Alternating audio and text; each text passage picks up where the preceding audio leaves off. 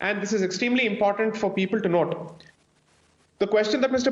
Verma is asking is, why do we assume that this is going to be a reaction from the Muslim community? Why is it that the Muslim community effectively is the subject matter of the discussion whenever the Uniform Civil Code becomes the topic of discussion? Well, on a simple question of a hijab not being allowed in a secular classroom, this is the reaction across the board. This is the kind of mobilization that you see. Are you telling me that when you start a discussion on a Uniform Civil Code, India will not have a larger issue on its hands?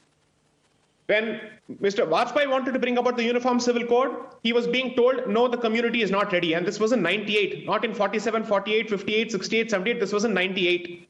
Today, we are in 2021. We are being told the same thing.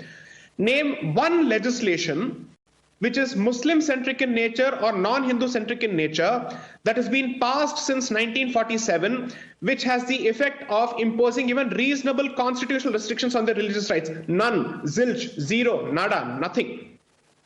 In which other country, Mr. Verma wants a specific question saying that Hindus are being effectively used as cannon fodder by a particular party. Sir, I'm sorry to say this, you have to correct yourself on this. Hindus have sentiments independent of the BJP and the RSS.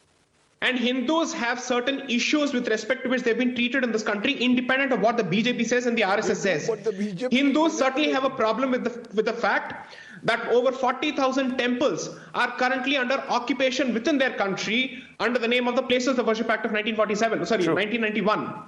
Therefore, the point I'm trying to make is, kindly do not reduce Hindu concerns to a political party's concerns. There are legitimate concerns. Was there a BJP in place when the Ram Janmabhoomi movement started? BJP did not even exist. Even RSS did not exist. RSS was founded in 1925. Whereas the Ram Janmabhoomi movement has been going on at least since 1858 when the very first police complaint was filed.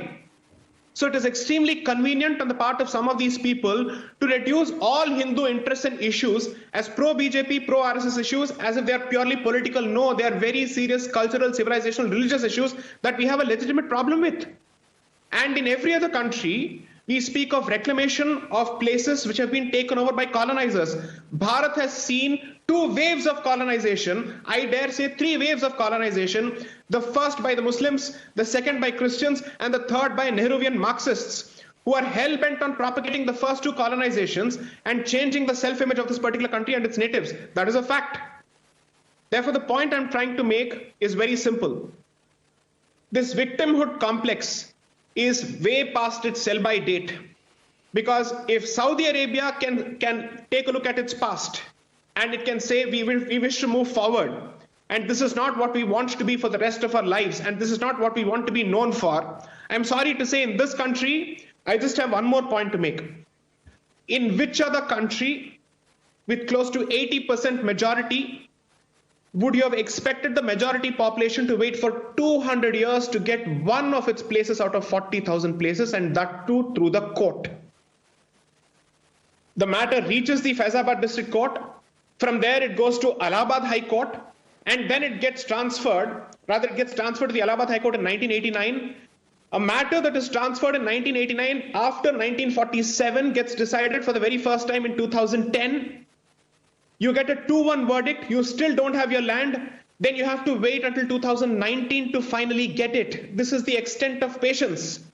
So after having been patient for all these decades, so to speak, or even centuries for that matter, finally when the community says enough is enough, we are only asking for parity, not even preferential treatment, and even if parity is seen as inequality and discrimination, well, then history has a way of teaching lessons, and no constitution can come in that particular way, because the constitution is part of history. History is not a part of constitution. Please understand this.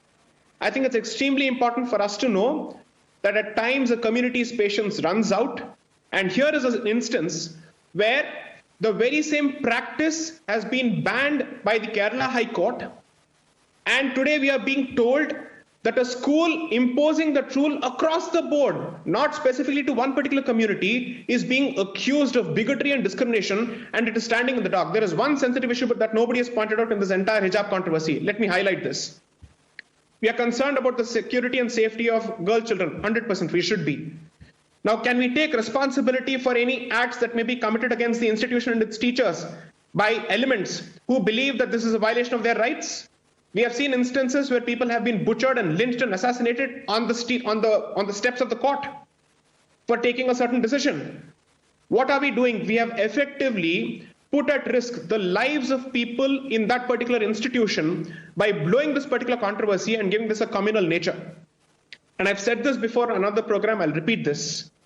Uttara Kannada district, this entire region has seen a massive wave of radicalization over the last 2 decades, thanks to massive influx of money from the Gulf. And therefore, that entire place has seen a huge Wahhabization of mentalities, which is why hijab, which was never present even 15 years ago, is suddenly becoming visible, and it's asserting itself. Therefore, and in this regard, I'd like to actually highlight the work of this fantastic journalist by the name Vicky Nanjappa, who's written extensively on this particular subject. When all of this is happening and SIMI's offshoots are operating from behind the scenes, is it truly our case that constitutional rights are at stake? No, I'm so sorry. The country's fabric is at stake, livelihoods are at stake, our security is at stake, and we are looking at the third wave of radicalization in this country, which does not bode well under any circumstances.